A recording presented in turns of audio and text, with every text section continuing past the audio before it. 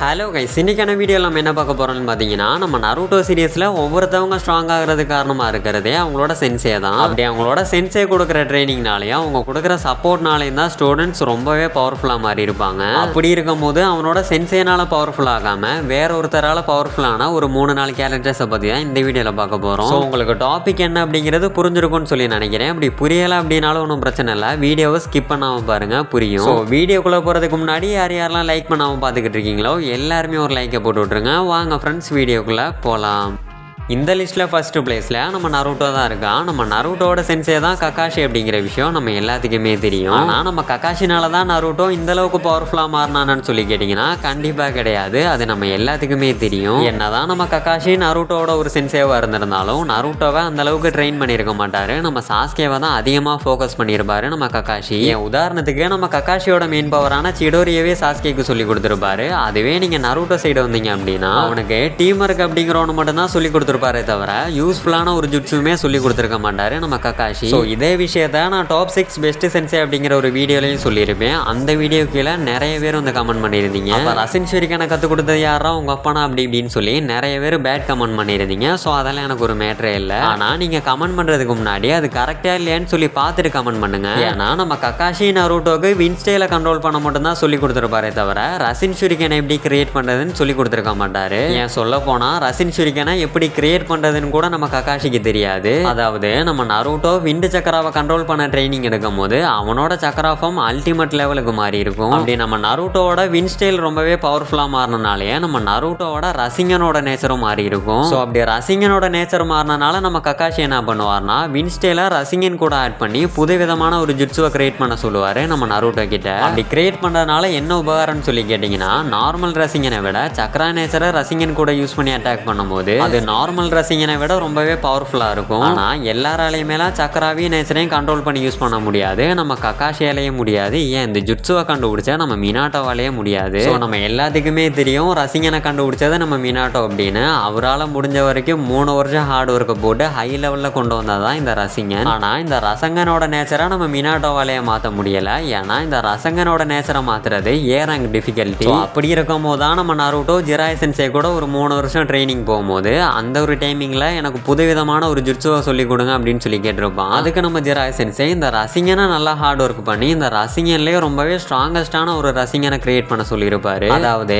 என்னதான் நம்ம மினாட்டோ இந்த ரசிங்கனை கிரியேட் பண்ணியிருந்தாலும் அது ஒரு படிக்கு மேலே போய் மாஸ்டர் பண்ணது அப்படின்னா அது நம்ம மாஸ்டர் ஜிராயா தான். எப்படி சொல்கிறேன்னா நம்ம மினாட்டோ ரசிங்கனை யூஸ் பண்ணி அட்டாக் பண்ணுறது மட்டும்தான் நம்ம எல்லாருமே பார்த்துருப்போம். ஆனால் நம்ம ஜிராயா அல்ட்ரா பிக் பால் ரசிங்கனை யூஸ் பண்ணி அட்டாக் பண்ணுவார். இந்த ரசிங்கனை விட ரொம்பவே பவர்ஃபுல் தான் இந்த அல்ட்ரா பிக் பால் ரசிங்கன். அதை நம்ம நருட்டோ சீரீஸ்லேயே நிறைய இடங்களில் பார்த்துருப்போம். ஸோ இதே மாதிரியே நம்ம நருட்டோவும் ஒரு புதுவிதமான ரசிங்கனை கண்டுபிடிக்கணும் அப்படின்னு சொல்லி தான் நம்ம ஜிராய் ஆசைப்பட்டிருப்பாரு. ஸோ அதுக்கு தகுந்த மாதிரி நம்ம நருட்டோ வின்ஸ்டேல கண்ட்ரோல் பண்ண கற்றுக்கும் போது அவனோட சக்கரா நேச்சர் மாறுறது மட்டும் இல்லாமல் அவனோட ரசிங்கனோட நேச்சரும் மாறி இருக்கும். ஆனால் இந்த வின்ஸ்டேல ரசிங்கன் கூட ஆட் பண்ணி அதை கண்ட்ரோல் பண்ணி மாஸ்டர் பண்ணுறது தான் ரொம்பவே கஷ்டம். இது எப்படி பண்ணுறதுன்னு நம்ம ககாஷிக்கே தெரியாது. ஸோ நம்ம ககாஷியே நருட்டோ கிட்ட சொல்லியிருப்பாரு இந்த வின்ஸ்டேல ரசின் ஷிடிகனை எப்படி கிரியேட் பண்ணுறதுலாம் எனக்கு தெரியாது, அது நீ தான் பண்ணி ஆகணும்னு சொல்லியிருப்பாரு. அப்படி பார்த்தா நம்ம ககாஷியோன்னு நருட்டோக்கு ரசின் ஷுரிகனை கற்றுக் கொடுக்கல, அவனாவே தான் அதை கற்றுக்கிட்டு இருப்பான். ஆனால் நம்ம ககாஷியா நியாமட்டோ நருட்டோக்கு ரொம்பவே சப்போர்ட் பண்ணியிருப்பாங்க. ஸோ அந்த சப்போர்ட்னால தான் அவன் ரொம்பவே பர்ஃபெக்டாக அதை கற்றுக்கிட்டான். இப்போ நீங்கள் எல்லாருமே சொல்லுவீங்க அட போட லூசு பையில நம்ம ககாஷி தான் நருட்டோக்கு ரசின் ஷுரிகனை சொல்லி கொடுத்தா அப்படின்னு சொல்லுவீங்க. சரி, நம்ம ககாஷி தான் நருட்டோக்கு ரசின் ஷுரிகனை சொல்லி கொடுத்தாருன்னே வச்சுக்கிட்டாலும் அவன் ஆல்ரெடி ரசிங்கனை கற்றுக்க போய் தான் இந்த ரசின் ஷுரிகனவே கற்றுக்கிட்டு இருப்பான். அப்படி நம்ம நருட்டோ முன்னாடியே இந்த ரசிங்கனை கற்றுக்காம இருந்திருந்தான் அப்படின்னா அவனால் இந்த ரசின் ஷுரிகனை கிரியேட் பண்ணியிருக்கவே முடியாது. அப்படி பார்த்தா இந்த ரசின் ஷுரிகனை கிரியேட் பண்ணதோட பெருமையும் நம்ம ஜிராயாக்கு தான் போய் சேரும். ஏன்னா அவரு தான் நம்ம நருட்டோக்கு ரசிங்கனவே சொல்லி கொடுத்துருப்பாரு.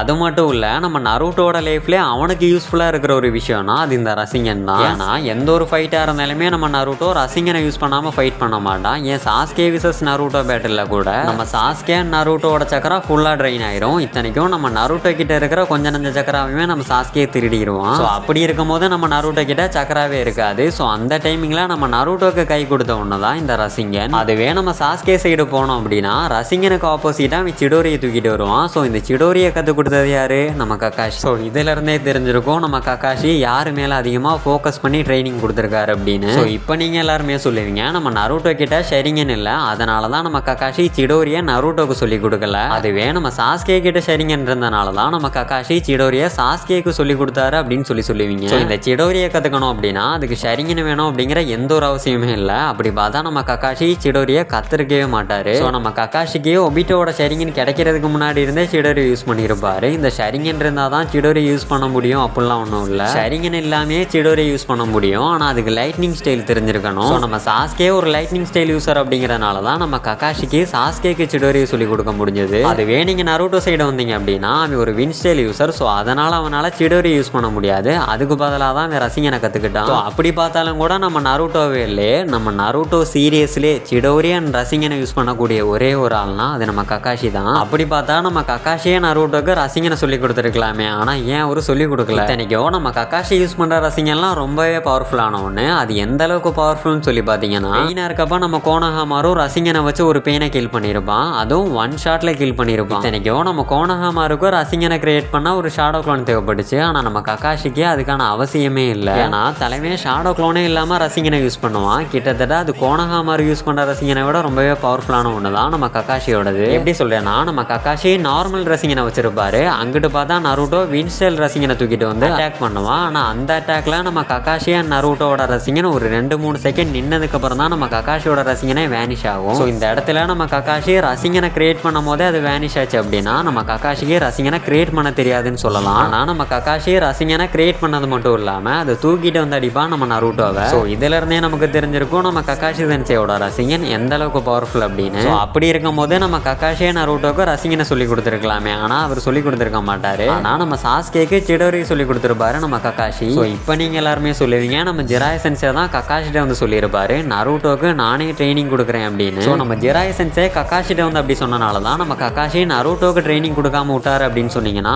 அதெல்லாம் ரொம்பவே போங்காட்டம். ஏன்னா இந்த இடத்துல நீங்க ஒன்று நோட் பண்ணோம், நம்ம கக்காஷி கிட்ட நருட்டோ ட்ரைனிங் எடுக்கும் போது அவன் பவர்ஃபுல்லான எந்த ஒரு ஜுட்ஸுமே யூஸ் பண்ணியிருக்க மாட்டான். ஏன்னா அவனுக்கு எதுவுமே தெரியாது, அவனுக்கு யாருமே சொல்லியும் கொடுக்கல. நம்ம நருட்டோக்கு தெரிஞ்சது எல்லாமே ஷாடோ க்ளோன் ஜுட்ஸு மட்டும்தான். அதுவும் நம்ம கக்காஷி சொல்லி கொடுத்துருக்க மாட்டாரு, அது அவனாவே கத்துக்கிட்டு இருப்பான். நெக்ஸ்ட் இருக்கிறதுலே ரொம்பவே பவர்ஃபுல்லான ஒரு ஜுட்ஸு தான் 1000 Years of Death. அதுவும் நம்ம கக்காஷி சொல்லி கொடுத்துருக்க மாட்டாரு, நம்ம நருட்டோ மேல யூஸ் பண்ணியிருப்பாரு. ஆனா நம்ம நருட்டோ என்ன பண்ணியிருப்பானா அந்த ஜுட்ஸுவை மாஸ்டர் பண்ணி நம்ம காரா மேல யூஸ் பண்ணியிருப்பான். குத்தக்கூடாத இடத்துல குத்தி அதை வெடிக்க விட்டுருப்பான். ஸோ நம்ம நருட்டோ ஒன் டைம் மட்டும்தான் அதை யூஸ் பண்ணியிருக்கான்னு சொல்லி நினைக்கிறேன், சரியா தெரியல. உங்களுக்கு தெரியும்னா கமெண்ட்ல சொல்லுங்க. பாக்கி எல்லாமே அவன் ஷாடோ க்ளோனை வச்சு மட்டும்தான் ஃபைட் பண்ணியிருப்பான். அந்த ஃபைட்ல நம்ம ஷுக்காக்கு வெளில வரும்போது ஒரு சமனிங் ஜுட்ஸுவை போட்டு நம்ம காமகுண்டா வர வச்சிருப்பான். ஸோ அந்த டெக்னிக்கும் நம்ம ஜிராய் சொல்லி கொடுத்தது தான். அப்படி காமகுண்டா வச்சுதான் நம்ம ஷுக்காக்குவே டிஃபீட் பண்ணுவான் நம்ம நருட்டோ. ஸோ இந்த இடத்துலயே நம்ம நருட்டோக்கு ரொம்பவே ஹெல்ப்ஃபுல்லா இருந்தது நம்ம ஜிராயை சொல்லி கொடுத்த டெக்னிக்ஸ் தான். ஸோ அப்படி நம்ம ஜிராயை மட்டும் நருட்டோக்கு ட்ரைனிங் கொடுக்காம இருந்திருந்தார் அப்படின்னா நம்ம அக்கோட்சிக்கி மெம்பர்ஸ் எல்லாமே நருட்டோ தூக்கிட்டு போய் அவனுக்குள்ள இருக்கிற டெய்ல் பீஸ்ட்டை ஈஸியா உரி இருப்பாங்க. ஸோ அதுக்கப்புறம் சீசன் 2 பேரு நருட்டோ ஷிப்புடன் சொல்லி இருக்காது, சாஸ்கே ஷிப்புடன் சொல்லி ஆயிரும். அப்படி ஆகக்கூடாதுன்னு சொல்லி தான் நம்ம ஜிராயா நருட்டோக்கு ட்ரைனிங் கொடுத்துருப்பாரு. ஸோ இதுல இருந்து உங்களுக்கு புரிஞ்சிருக்கும்னு சொல்லி நினைக்கிறேன். நம்ம நருட்டோக்கு என்னதான் சென்சேவா நம்ம கக்காஷி இருந்தாலும் அவன் ஸ்ட்ராங் ஆனது காரணமா இருந்தது நம்ம ஜிராய் சென்சே தான். இந்த இடத்துல நான் கக்காஷியை எந்த ஒரு குறையுமே சொல்லல, ஆனா நிறைய பேர் உண்மை என்னன்னு தெரியாம இருக்காங்க. ஸோ அவங்களுக்காக தான் இது சொன்னேன். அடுத்து யார் இருக்கான்னு சொல்லி பாத்தீங்கன்னா நம்ம ஜிராய் சென்சே தான் இருக்காரு. நம்ம ஜிராய் சென்சேவோட டீச்சர் தான் நம்ம ஹிருசன் சர்டோபி அப்படிங்கிற விஷயம் நம்ம எல்லாத்துக்குமே தெரியும். ஆனா நம்ம ஹிருசன் சர்டோபினால தான் நம்ம ஜிராயா இந்த அளவுக்கு பவர்ஃபுல்லா மாறினாரான்னு சொல்லி கேட்டீங்கன்னா கிடையவே கிடையாது. என்னதான் நம்ம ஜிராயாக்கு ஹிருசன் ஒரு டீச்சரா இருந்தாலும் நம்ம ஜிராய ஸ்ட்ராங்கா மாறதுக்கு காரணமா இருந்ததே நம்ம லார்ட் ஃபுகுசுகு தான். ஏன்னா நம்ம ஹிருசன் ஜிராயோட டீச்சரா இருக்கும் போதே அவர் ஒரு ஹொகாயவா இருந்திருப்பாரு. அதனால நம்ம ஜிராயாக்குன்னு இல்லை, நம்ம ஜிராயா சுனாடே நோரோச்சிமாரு இவங்க 3 பேத்துக்குமே ஒரே மாதிரி தான் ட்ரைனிங் கொடுத்துருப்பாரு. அதே டைமிங்ல அவர் ஹொகாயோட டியூட்டியும் பார்த்துக்கிட்டு இருந்திருப்பாரு. ஆனா நம்ம ஹிருசன் ட்ரைனிங் கொடுக்கும் போது அதுல ரொம்பவே ஒஸ்டா இருந்த ஸ்டூடெண்ட் தான் நம்ம ஜிராயா. எந்த அளவுக்குன்னு சொல்லி பாத்தீங்கன்னா நம்ம நருட்டோ அவனோட சின்ன வயசுல எப்படி இருந்தானோ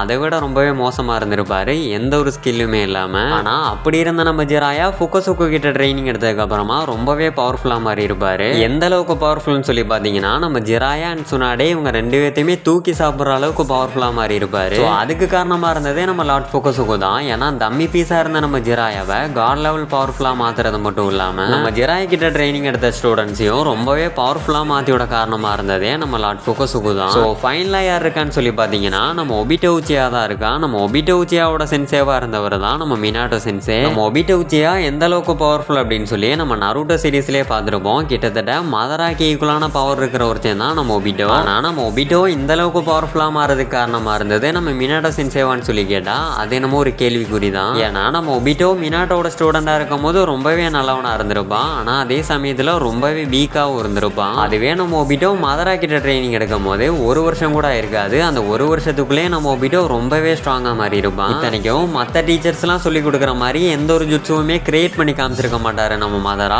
அவரோட வாயால் மட்டும்தான் சொல்லியிருப்பாரு. அப்படி நம்ம மதரா கொடுத்த வாக்குகளால் மட்டும் ஸ்ட்ராங்கான ஒருத்தன் தான் நம்ம ஒபிட்டோ. அதுவும் எந்த அளவுக்கு ஸ்ட்ராங்காக மாறி இருப்பாருன்னு சொல்லி பார்த்தீங்கன்னா நம்ம லீஃப் வில்லேஜுக்குள்ளேயே வந்து குஷினா உடம்புல இருந்து 90 பீஸ்டை எடுத்து அந்த 90 பீஸ்டை கண்ட்ரோல் பண்ணியிருப்பான். அதுவும் சிங்கிள் எம்எஸ்ஸால் 90 பீஸ்டை கண்ட்ரோல் பண்ணியிருப்பான். ஸோ கண்ட்ரோல் பண்ணுறது மட்டும் இல்லாமல் அந்த 90 பீஸ்டை வச்சு லீஃப் வில்லேஜை அழிக்க ட்ரை பண்ணுவான். பத்தாத குறைக்கு நம்ம மினாட்டோ கூடயே போய் 1v1 நிற்பான். ஸோ இதில் என்ன ஒரு ஹைலைட்னா என்னதான் நம்ம மினாட்டோ ஒபிட்டோ போட்டு பிறந்திருந்தாலும் நம்ம மினாட்டோவே சொல்லுவார் ஒபிட்டோ என்னை விட பவர்ஃபுல் அப்படின்னு. இதில் நம்ம நோட் பண்ண வேண்டிய விஷயம் என்னன்னா இது எல்லாமே பண்ணது வெறும் 13 வயசு இருக்கிற ஒபிட்டோ. அதை நம்ம மறந்துடக்கூடாது. ஸோ நம்ம ஒபிட்டோ 4th கிரேட் நிஞ்சா வரப்பெல்லாம் இதை விட ரொம்பவே பவர்ஃபுல்லாக மாறி இருப்பான். கிட்டத்தட்ட அவனோட வாழ்க்கையை ஃபுல்லாக ஒரு மதரா மாதிரி தான் வாழ்ந்துருப்பானே. ஆனால் என்னதான் நம்ம ஒபிட்டோ மதராவால் இந்த அளவுக்கு ஸ்ட்ராங்காக மாறி இருந்தாலும் அவன் எப்பயுமே அவன் மனசுல சென்சேவா நினைக்கிறது அப்படின்னா அது நம்ம மினாட்டோவை தான். ஸோ இதை நானா சொல்லலை, நம்ம ஒபிட்டோ தான் ககாஷி அண்ட் மினாட்டோட்ட 4th கிரேட் நிஞ்சா வரப்போ சொல்லியிருப்பான். ஆனால் எப்படி பார்த்தாலும் நம்ம ஒபிட்டோ இந்த அளவுக்கு ஸ்ட்ராங்காக மாறதுக்கான காரணமாக இருந்தது நம்ம ஒபிட்டோ மட்டும்தான். அதை வேணா நான் அடித்து சொல்லுவேன். ஸோ இந்த வீடியோ அவ்வளோதான் guys. இதில் நான் ஏதாச்சும் 1-2 விஷயத்தை மிஸ் பண்ணியிருப்பேன். அது என்ன அப்படிங்கிறத கமெண்ட்டில் சொல்லுங்கள். ஷார்ட்ஸாக மேக் பண்ணுறேன். ஸோ அது மட்டும் இல்லை, இந்த வீடியோவில் சொன்ன எல்லா விஷயங்களுமே எனக்கு பிடிச்ச விஷயங்களை மட்டும்தான் சொல்லியிருக்கேன். எனக்கு பிடிச்சது உங்களுக்கு பிடிக்கணும் அப்படிங்கிற அவசியம் இல்லை. இதில் உங்களுக்கு பிடிச்ச ஏதாச்சும் ஒரு கேரக்டராக நான் மட்டன் தட்டி பேசியிருந்தேன் அப்படின்னா அதுக்கு நான் ஒரு சாரி கேட்டுக்கிறேன். ஸோ இந்த வீடியோ உங்களுக்கு பிடிச்சிருக்கும் அப்படின்னு சொல்லி நம்புறேன். அப்படி பிடிச்சிருந்துச்சுன்னா ஒரே ஒரு லைக் மட்டும் போட்டு விடுங்க. மேக்ஸிமம் இந்த வீடியோவை உங்கள் ஃப்ரெண்ட்ஸுக்கு எல்லாமே ஷேர் பண்ணுங்கள், சப்போர்ட் பண்ணுங்கள்.